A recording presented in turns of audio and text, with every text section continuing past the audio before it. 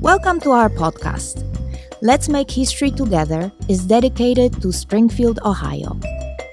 We are a coalition of community members who are actively shaping a new, bold vision for our city. We are doing so through an initiative called Springfield 2051. Hello, welcome to the Springfield 2051 podcast series. My name is Kevin Rose. I'm the historian with the Turner Foundation and also a steering committee member with Springfield 2051. I'm joined here today with David Beurle with Future IQ. Hello, Kevin. Welcome, David. And John Landess, director of the Turner Foundation. Hi, Kevin.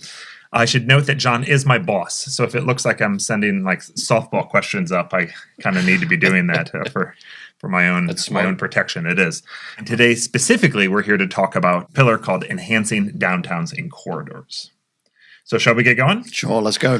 All right. So as a historian, it's no secret that our downtown has reinvented itself numerous times over the past 2 centuries, or actually this is our 225th anniversary, so over 225 years. When we talk about revitalizing downtown today, what are those moments that we're trying to build towards in the next 25 years? David, I'll start with you. Yeah, I guess and so I'm going to draw a lot from what we've heard in the engagement so far. So we've had, well over 1,000 people weigh in on a whole range of topics. And one of the threads that's come through all the listening sessions and the think tank and all those different sort of sessions we've done is that people recognize the downtown as a really critical element in this community. And in 2 ways, not just one, they see it as it's the beating heart. I mean, there's an enormous affinity with the downtown and people just love the events and the sort of vibrancy that's starting to emerge in that downtown. So people do see it as that very natural connection point that provides walkability and creates recreation and so on, right? So that's one element, right, at a sort of a living or a livability factor. But the other part is that people are really proud of the historic nature of the downtown. I had a number of comments of people who both are residents and people who've come here from elsewhere who have remarked on how refreshing it is to go into a downtown that is still largely, I know there's been a lot of buildings go, but there's still largely an intact sense of the character of what that downtown is. So I think it's a really strong element, and why it's one of the strategic pillars, of the 7 that rose to the surface, because people over and over talked about the downtown and those corridors that people travel through to get to the downtown. They identified those as sort of culturally and livability very important topics, but also strategically really important for this community. Yeah. So John, we look through a lot of historic photos, right? We see what this downtown was. We talk to people. It's part of what we've been doing at the Turner Foundation. Do you think there's lessons from our past, like when you look through what downtown used to be, that we can really learn from as we build forward? I think it comes down to flexibility, and it comes down to everybody has to work with what they've been given. Mm-hmm. And 225 years is a long time to have changes. And when I think of early on, it was the industrial center of town. Mm-hmm. We've never had tons of people living downtown. It was the commerce center for many, many years. And now I think we've seen this across the United States. It's where people live. That's really what brings the vibrancy, is people living downtown. And you have to do things that bring people downtown, because without people, there's no vibrancy. So I think we're just following what other communities have been doing. I think we're a little behind in it, but I think we're catching up quickly. And I'm proud of our community because we have come together around these. We don't have any of the really large commercial firms that are supporting us necessarily. We're just doing it it comes from deep in the heart, just a desire to move this community forward, and we're making it happen. We're really fortunate that you look at some communities and we've not lost, like a lot of communities lost their performing arts center downtown. They built it out kind of out off the highway to try to be more attractive to, I guess, out-of-town visitors or things like that, but really separating it from the core of the community. And while we've lost a lot out of our downtown, it still remains that kind of cultural hub of our community, which is really important. And what you said about housing, I think, is poignant because I remember when the Wren project was getting going, Wren Lofts, John or someone within our organization reached out to me and said, Kevin, we're writing a press release. Like, it would be good to know when the last time we had a housing project like this downtown was. And I was like, that's a really good question. I've never thought of that much. So I really started digging as a historian, and I realized we never have had one. That's not what downtown was. I mean, a lot of communities had downtown housing, but we never have. We've never had a large scale downtown housing area. I mean, hotels, right? And some people would live in these hotels permanently. But this is a transformative change, and a change we're seeing across the country. So we're maybe a little bit behind where some of the other communities have been on moving into housing. But now that it is, it feels like it's full force, and everything's happening all at once. So, David, from your perspective at Future IQ, you work, I mean, you can hop on your website and look at all the communities across not just the United States, but other parts of the world you've worked in, and you have studied this, you have people that look into this. What do you see as those key trends that are shaping downtown? And I should also say corridors, right? Because we're talking about those corridors into our community. The vibrancy of our community is nothing if as people are coming in, they have to go through, really terrible conditions. So what do you see as those kind of key trends shaping both of those across the country? Yeah, great. And I think John hit on some of those as well, right? So I think people are very much in a downtown context, people are looking for activation of the space. So people will enjoy the ambience of the physical infrastructure, the buildings, the look and appeal, but it's not a museum, right? And people want to have activities. And so I think that's one thing definitely people are looking for. And people have really hit on that in terms of where arts and culture in this community can bring its sort of piece to the table, that, the murals and things like that are a really good start on that. But some of the festivals and events that you've been starting to orchestrate in the downtown, really important because you can activate that space, bring people in, bring life to it. That's one thing. I think the other part too is really interesting is the opportunity for the housing infill in downtown. So as you both mentioned, that's something that people can see in other cities. What it offers is that higher density living that so many people are looking for. So if you look at the demographic makeup of the population, we have this sort of older, sort of retiring population and sort of a young professional population. And for a lot of those people, a place like Springfield with single family homes doesn't provide necessarily the type of housing that they're looking for. And so downtown redevelopments are perfect for that higher density infill where you can be in a walkable neighbourhood. You can sort of have that sort of ability to be able to kind of have a whole series of amenities and attractions.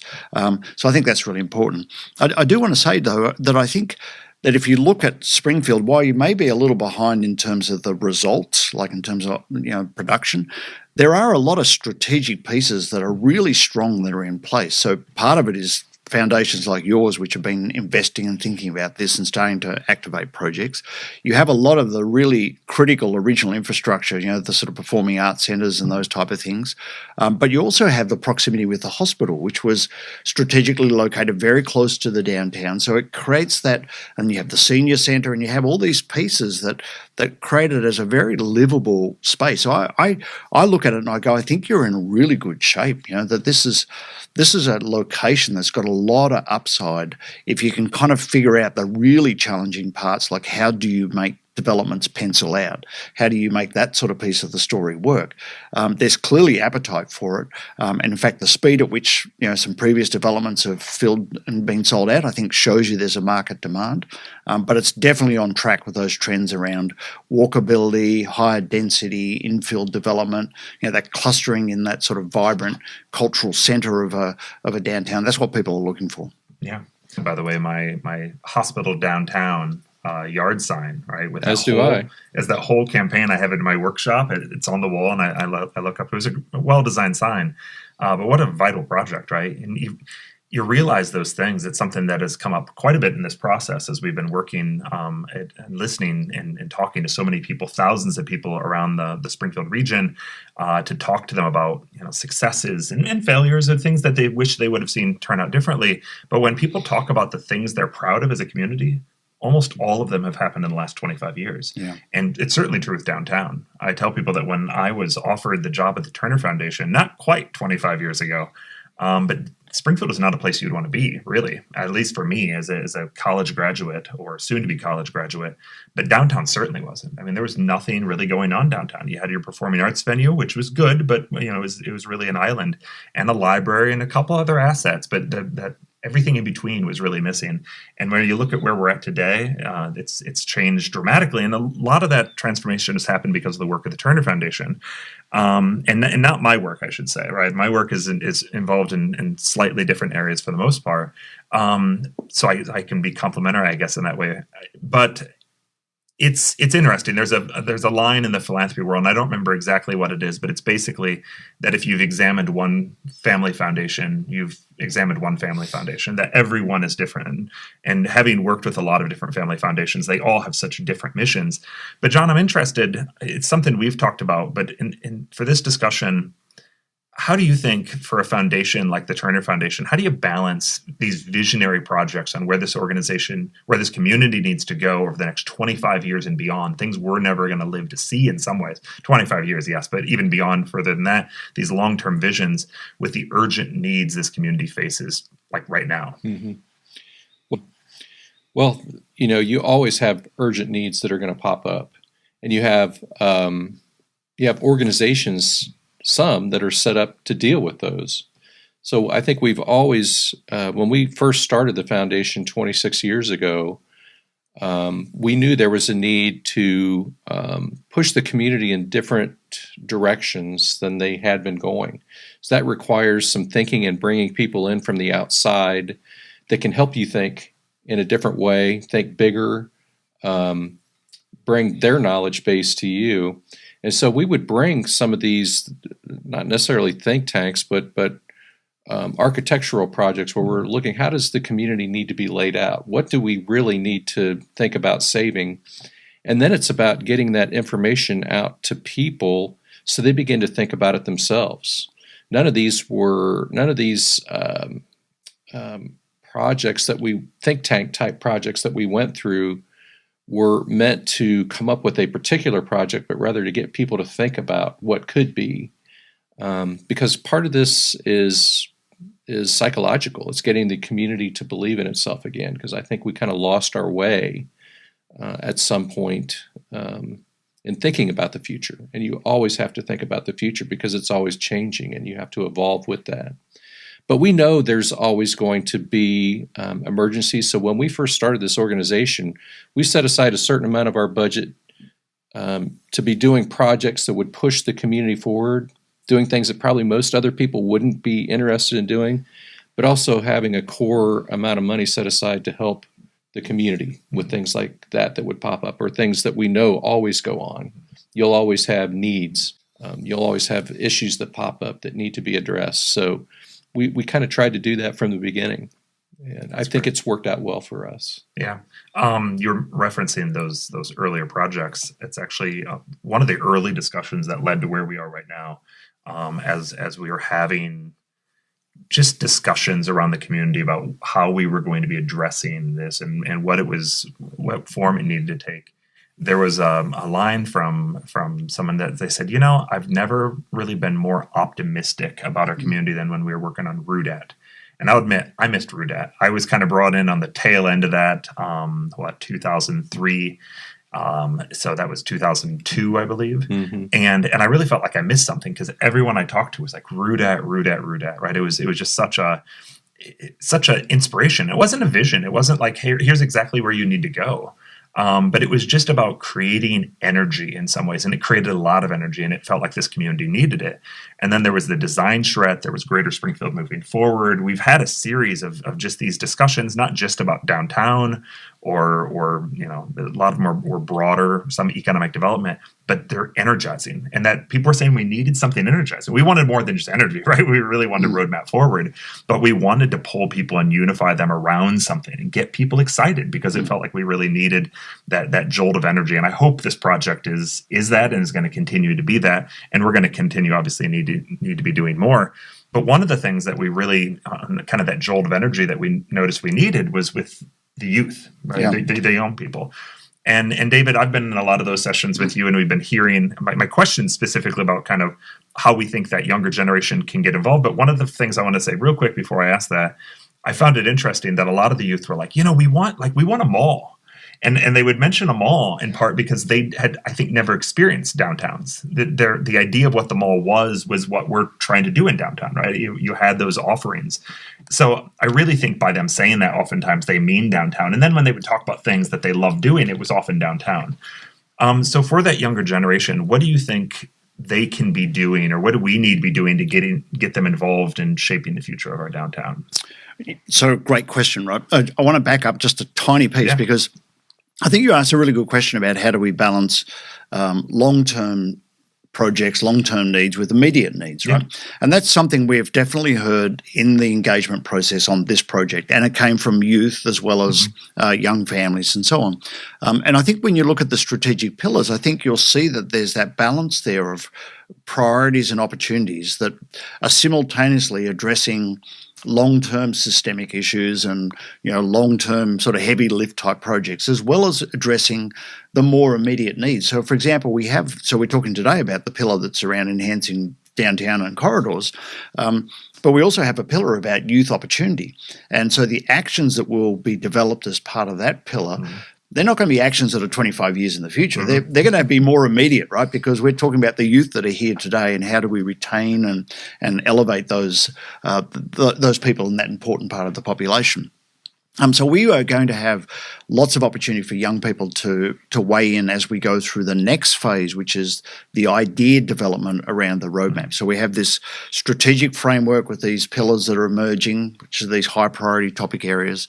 And we're going to go back to people and invite new people to weigh in and say, okay, well, what are the actions we need to be taking as we look into the future in each of these sort of topic areas? I think one of the features of the work we've been doing, Kevin, is that connection with young people, going to the schools and meeting with classrooms of young people. So we'll be back to them with asking those questions. But the takeaway I've had so far regarding young people is they're really interested in the future of this community, and I think giving them a seat at the table in these conversations is really important. And it takes a little bit of sophistication to develop what are the ideas we need to do. And I think you're right about that mall. That's the first sort of reaction. But even in those sessions, as we dug in deeper, they started to talk more about jobs and career opportunities, the things they want, the livability, the activities for people who, don't necessarily have access to structured activities. So I think there's a storyline emerging there, which obviously, we're still working on, right? But I feel really strong about that, and I think youth have got a lot to offer this community. So that's about the amount of time we have. I'll have one more kind of closing question, and to take that a bit broader. And there's a lot of people listening to this, watching this podcast. The question would be, what can they do to get involved in enhancing their downtown and helping to set this direction moving forward? David, do you want to? Sure, yeah. So I do think there are some big challenges still at play, right? So I'm going to answer this question in two ways, right? So there are big structural and systemic challenges, like how do you fund and resource development projects that create infill development? We haven't talked about corridors, right? And I do think the entrance corridors in this community are something that is a high priority for people. But it's been identified before, but it's never been able to be acted on. So, as we go through the next phase, we have to really understand what do we have to do to have those corridors be elevated in terms of the experience and the welcome and the introduction to the community, particularly to the downtown, because that's where most of them are heading. So in terms of how people can get involved, I think there's different levels, right? And I think there'll be actions that come out of this next phase over a couple of months where we'll be looking for ideas where it can be, it might be small groups that are doing cleanup on corridors, or, there are already groups who are developing festivals and events that are activating part of downtown. But a big part that just people can do is just get in there and be part of the story, participate, go to those events, make the time to head downtown, visit at those shops. Like that's how you activate things. You want to both create a destination, but then you want to encourage people to go to that destination and tell the story about it. I think there's a sort of a level there that everybody can do that. They can just jump in and be part of it, right?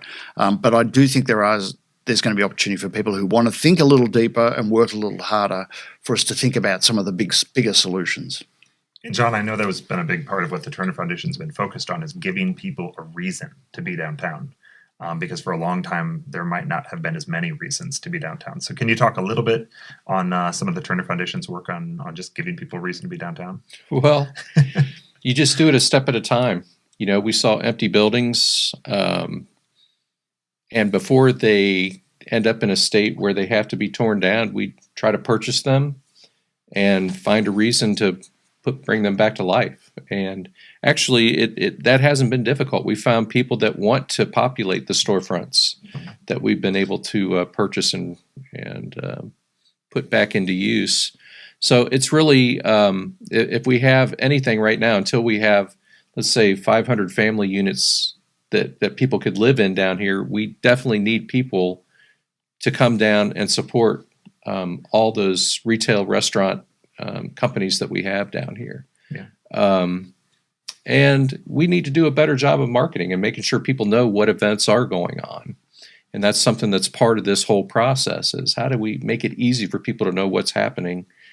Because each year we seem to add more and more events, and we want people to know about it. And I think that's really one of the big important things is getting people down here. We got to make sure you know about it, and we got to make sure that we deliver on our side, that we're delivering fun products to the community, enjoyable product. And if I could add one thing to that too, I really want to just congratulate you and your foundation and other actors who've been involved in populating storefronts and creating activities. I mean, there's a very interesting eclectic set of restaurant and food options here. I mean, it's really, really quite unusual from what you would consider as the sort of more generic offering that you would encounter everywhere.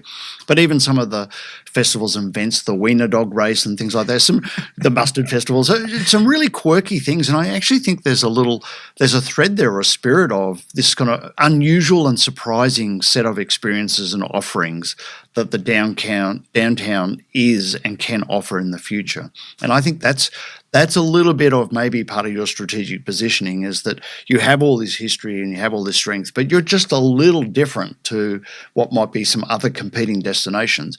And your arts and culture, I think, are really feeding strongly into that in terms of, presenting visual pictures and sort of prompting creativity and so on. So really congratulations. I think it's really exciting where you're at. And you can only just imagine the next decade or two as that evolves, as you get that momentum, how downtown could evolve even further. Yeah.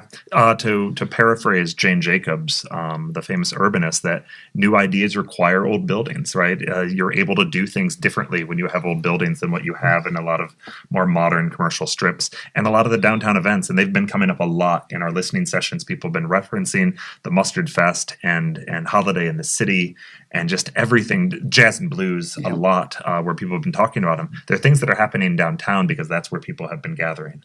So thank you so much, John, David, for joining me today. Real quick before we go, there's a couple people that I want to thank because they've jumped right in. First, even before us, Jim and Nikki Lagos. Mm-hmm. I mean, they've saved so many buildings down here, and thank goodness for them and their commitment. And the Loftus family. Mm-hmm. When the brewery came in downtown, that was a real boost to the community. It was something new, fresh. It was happening across the country. We had our own, and they made a big investment down there. Mm-hmm. And then to see Cohatch jump in and the investment they made, and then all the events, so much of that has been driven by the chamber. So Mike McDormand and his passion to put the park in downtown and then to go do events, put events in place down. We're all working together to make this more fun, better place to be. And it's those things that are making Springfield attractive to these developers that want to come in and take on these big white elephants, so to speak, these buildings that have been empty for a generation, Right. and put them back into adaptive reuse as housing. I don't know that would be possible without that energy that's around it. It's kind of a chicken or egg thing, but you need some of that to You got to be have it because attractive. they're spending millions and millions of dollars. Yeah. And they got to go into it thinking they're going to actually be able to survive and make money. Yeah. So. Well, again, thank you, John, David. Really appreciate it. So join us. We'll continue to have a podcast series focusing on each of our 7 pillars. Today was enhancing downtowns and corridors, and we look forward to seeing you next time. Thanks.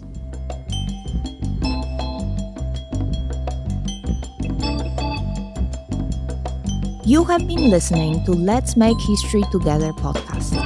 You can visit letsmakehistorytogether.com for more episodes. You may also check out springfield2051.com to learn how you can get involved in the process of shaping our community's future. Special thanks to our guests and to you, our listeners and fellow community members. The music excerpt used for this podcast is by Johnny Lytle, one of Springfield's legendary music stars.